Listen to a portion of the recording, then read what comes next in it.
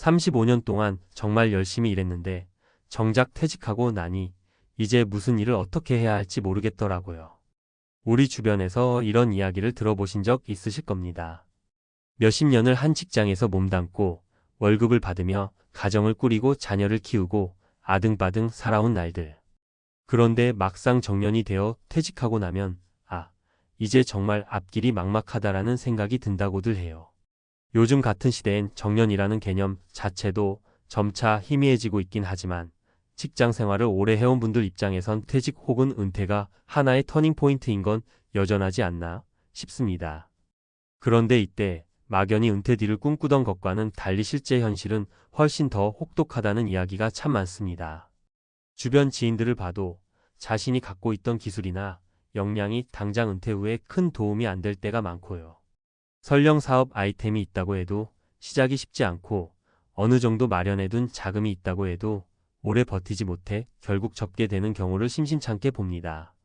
오늘은 35년 다닌 직장 퇴직 후 64세 남성의 대리운전 생존기 기름값도 남기 힘들다라는 이야기를 중심으로 은퇴 준비 또는 은퇴 후의 삶을 조금 더 구체적으로 들여다보고자 해요. 간단히 생각하면 어려우면 대리운전이라도 해서 돈 벌면 되지 않나? 싶을 수도 있지만 실제로 뛰어들어 보면 그리 만만치 않다더라고요. 이런 현실 속에서 과연 우리는 어떤 식으로 은퇴를 대비하고 또 은퇴 후에는 어떤 방향으로 삶을 설계해야 할까요? 오늘은 세 가지 실제 사례를 들어가면서 이야기를 좀 더 구체적으로 나눠보겠습니다. 본론 정보성 에세이 1. 대리운전을 시작한 64세 김모 씨의 사례. 우리 첫 번째 사례는 앞서 제목으로도 소개해드린 64세 김모 씨의 이야기예요. 김 씨는 한 제조업체에서 35년을 다녔습니다. 현장 일부터 관리직까지 두루 경험하신 분이죠. 가족을 위해 앞만 보고 달렸고 그래도 회사 다니는 동안에는 월급이 꾸준히 들어오니까 큰 걱정 없이 지내셨답니다. 그런데 막상 60대 중반에 접어들어 퇴직을 하고 보니 이제 내 몸값을 누가 쳐줄까라는 고민이 들더랍니다. 처음엔 작은 자영업을 꿈꾸셨지만 준비 기간도 필요하고 초기 비용도 꽤 많이 들잖아요. 그래서 상대적으로 진입 장벽이 낮아 보이는 대리운전에 뛰어드셨죠. 그런데 막상 해보니 매일 밤샘 근무에 사고 위험 부담은 물론이고 한 달 내내 일해서 남는 돈이 기름값과 차량 유지비를 제하면 생각보다 적더라는 겁니다. 체력도 예전만 못하고 손님 없을 때는 길에서 대기하는 시간도 길어지니 점점 지쳐가더라는 거죠. 김 씨 말씀을 빌리면 가장 힘든 건 경제적인 부분도 있지만 스스로 자존감이 떨어진다는 거예요. 그동안 쌓아온 커리어나 경험들이 이제는 아무짝에도 쓸모가 없어졌나 하는 생각이 들 때마다 우울감이 밀려온다고 하시더라고요. 그러면서도 가족에게는 나 괜찮으니까 너무 걱정 말라며 웃어야 하니 마음이 참 복잡한 것 같았습니다. 이 사례에서 우리가 주목해야 할 건 은퇴 후에 뭘 하든 간에 그 일에 맞는 체력이나 안전망, 그리고 정신적인 준비가 필요하다는 점이에요. 즉, 단순히 출근 안 하는 삶을 상상하는 것만으로 은퇴를 준비했다가는 막상 닥쳐왔을 때 큰 어려움을 겪을 수 있다는 겁니다. 2. 조기 퇴직 후 택배 일을 택한 57세 박 모 씨의 사례. 두 번째 사례는 조금 다른 상황인데요. 57세에 조기 퇴직을 하신 박 모 씨 이야기입니다.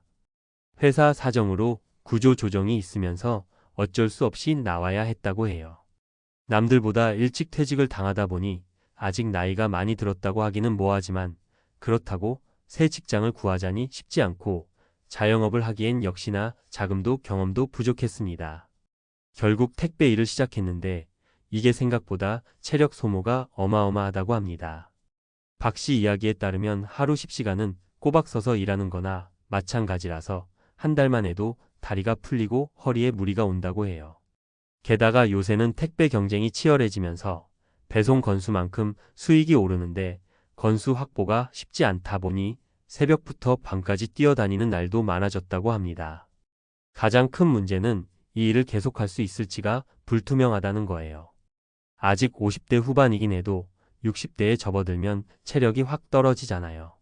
그러면 당연히 일의 효율도 뚝 떨어질 테고 그렇게 되면 매일 반복되는 노동의 가치가 점점 사라진다는 거죠. 이분도 한 5년 길면 10년 정도 더 버티려고 하지만 그 이후에는 몸이 견디질 못할 것 같다라는 불안감을 안고 계시더라고요. 이 사례에서 볼 수 있는 건 퇴직 후 재취업이라든가 부업을 선택할 때 내가 이 일을 나이 들어서도 지속할 수 있을까? 라는 관점이 중요하다는 점입니다.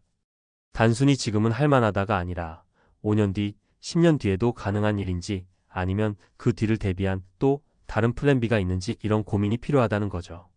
3. 소자본 창업에 도전한 60세의 이 모 씨의 사례. 마지막으로 소개할 분은 60세의 이 모 씨입니다. 이분은 원래 회계 쪽에서 일하시던 분이었는데 역시 퇴직 후에 가게를 하나 해보겠다고 소자본 창업을 하셨어요. 사실 은퇴 자금으로 창업하는 건 위험 부담이 크다고 많이들 말리는데 그래도 내가 평생 숫자 다뤄온 사람이니까 손익 분석은 자신 있다고 생각하셨던 거죠. 처음엔 그럭저럭 장사가 되는 듯 했지만 몇 달 지나지 않아 시장 상황이 바뀌고 경쟁 업체가 생기면서 매출이 절반 가까이 뚝 떨어졌다고 합니다. 가게 운영이 힘들어질수록 이모 씨는 불안과 스트레스 때문에 밤잠도 제대로 못 자고 결국은 가게 문을 닫고 나오는 상황까지 이르렀는데요.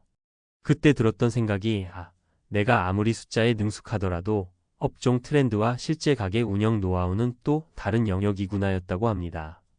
이 사례를 보면 은퇴 후에 창업을 선택할 때는 시장 조사, 트렌드 파악, 점포 운영 경험 같은 것들이 매우 중요하다는 걸 알 수 있어요.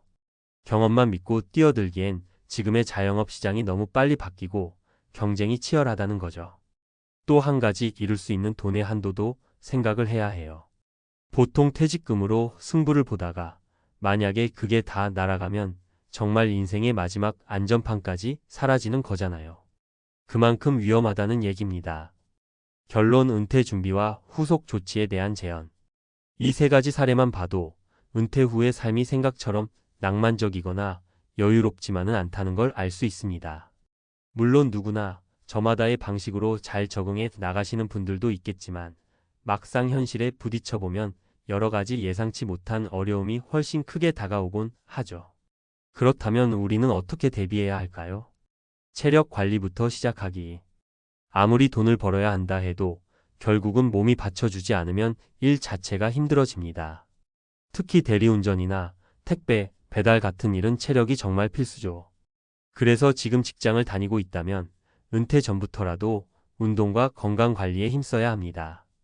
직장 다니느라 바빠 죽겠는데 뭔 운동이냐 하실 수도 있지만 미래의 나를 위해 투자하는 거라고 생각하면 중요도가 달라질 겁니다. 스킬업 혹은 재교육. 은퇴 후에도 활용할 수 있는 기술이나 자격증을 미리 따놓는 방법도 있겠죠. 요즘엔 지자체나 정부 기관에서 중장년층을 위한 재교육 프로그램이나 직업훈련 과정을 꽤 많이 운영하고 있습니다. 평소에 관심 있었던 분야가 있다면 정년 후에 해볼까? 라고 미룰 게 아니라 미리 배워두는 게 훨씬 좋습니다. 현실적인 재무 설계. 은퇴하면 수입이 확 줄어드는 대신 지출은 어느 정도 계속됩니다. 자녀 결혼 비용, 생활비, 의료비 등등. 미리 재무 설계를 해두지 않으면 퇴직금 몇 푼에만 기댈 수도 없고 무리한 투자나 창업에 손댔다가 낭패 볼 수 있습니다. 전문가와 상담을 해보거나 여러 경로로 정보를 모아가며 현실적인 계획을 세워보세요. 인맥과 네트워크 유지. 은퇴 후에 갑자기 사회와 단절되는 느낌을 받는 경우가 많습니다. 그런데 의외로 주변 인맥이나 지인들로부터 새로운 일자리를 소개받거나 협업 아이디어를 얻는 경우가 많아요. 오히려 직장 다닐 때부터 조금씩 인맥을 넓혀두고 모임 같은 것도 꾸준히 참여해두면 은퇴 후에 훨씬 함께할 사람이 많아집니다. 마음가짐과 자존감 관리. 마지막으로 제일 중요한 건 정신적인 부분이에요. 아무리 고생을 해도 내가 나 자신에게 자부심을 가지고 그래, 난 내 몫을 다 하고 있어라고 생각하면 버틸 힘이 생기거든요. 반면 스스로를 깎아내리고 나는 쓸모가 없다라고 여기면 우울감과 무기력이 더 크게 찾아옵니다.